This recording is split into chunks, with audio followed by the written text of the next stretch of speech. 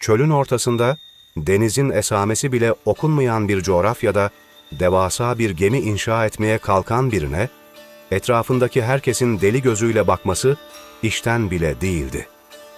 Kavmi de Hazreti Nuh'a tam olarak böyle baktı. Ancak o, yaklaşan mutlak yıkımı ve ardından gelecek dirilişi çok iyi biliyordu. İdris, peygamberden sonraki nesiller içinde insanlığın tevhid inancından giderek uzaklaştığı anlatılır. Kur'an'da adları geçen Ved, Süva, Yeus, Yeük ve Nesr hakkında geleneksel tefsirler çarpıcı bir detay sunar.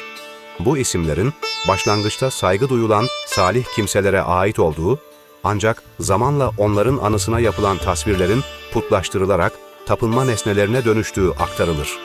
Mezopotamya'nın bereketli hilalinde dışarıdan ihtişamlı görünen bu kadim toplum, içeriden derin bir ahlaki çöküş yaşıyordu.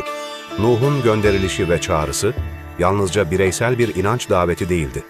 O, putperestliğe, adaletsizliğe ve toplumdaki kibirli güç anlayışına karşı topyekûn bir ahlaki dönüşüm hareketi başlattı. Kur'an'ın bildirdiğine göre Nuh'un bu zorlu mücadelesi kavmi arasında tam 950 yıl, ayetin ifadesiyle 1000 yıldan 50 yıl eksik bir süre devam etti. Onları açık ve gizli her yolla hakikate çağırdı. Ancak karşılaştığı tepki ağır bir kibir ve sistematik bir alay oldu. Kavminin ileri gelenleri Nuh'a inananları küçümsüyor, onları toplumun zayıf ve aşağı görülen kesimleri olarak nitelendiriyordu. Gücü, statükoda gören bu kibirli elitlere karşı Nuh, Allah'a kulluğu ve erdemi savundu. Yüzyıllar süren bu epik davetin sonunda kavmi kibrinde boğulmayı seçince ilahi adalet için hüküm vakti geldi. Nuh'a bir gemi inşa etmesi emredildi. Kur'an, kavminin ileri gelenleri her yanından geçtiklerinde onunla nasıl alay ettiklerini aktarır. Ancak o, ilahi bir gözetim altında inanmışları kurtaracak o devasa aracı hazırlıyordu. Bu noktada modern tarih ve arkeoloji hikayeye çok çarpıcı bir boyut katar. Nuh tufanı sadece semavi kitapların sayfalarında kalmamış, Mezopotamya'nın çok daha eski tufan anlatılarıyla dikkat çekici paralellikler taşıyarak günümüze ulaşmıştır.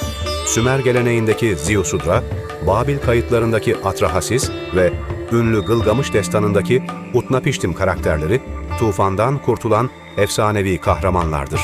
Kil tabletlere kazınan bu anlatılar, tufan gerçeğinin bölge halklarının ortak ve silinmez hafızası olduğunu gösterir. Ve beklenen o an geldi. Kur'an, tufanın başlangıcını tennurun kaynaması şeklindeki çarpıcı bir ifadeyle anlatır.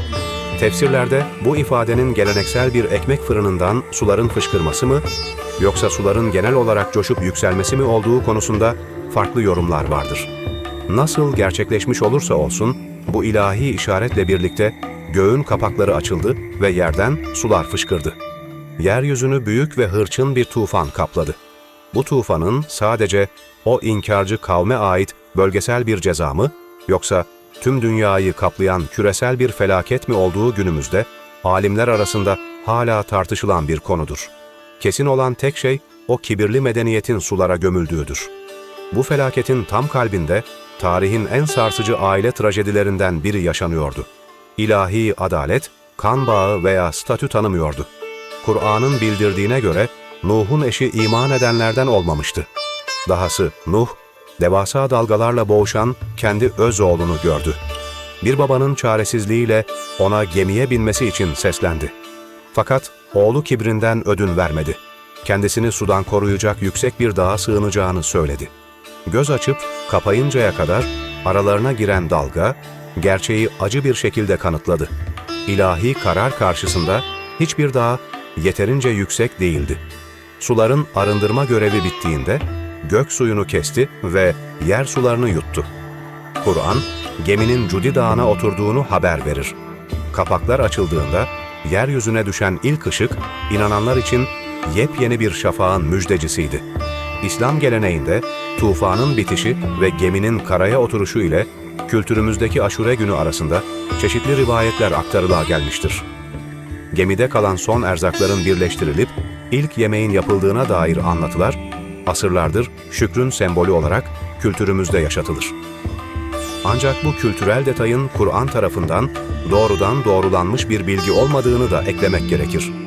Nuh, o uzun asırlar boyunca gösterdiği sarsılmaz iradeyle İslam geleneğinde tufandan sonra insanlığın yeniden nesillendiği kişi olarak önemli bir yer edinmiş ve ikinci ata olarak anılmıştır. İnanç, onun gemisinden karaya ayak basanlarla yeryüzünde yeniden filizlenmiştir. İnsanlığın sular altından yeniden diriliş destanı işte böyleydi. Videoyu beğenmeyi, kanalımıza abone olmayı ve Mezopotamya tabletlerinden günümüze ulaşan bu tufan gerçeği hakkındaki düşüncelerinizi yorumlarda paylaşmayı unutmayın.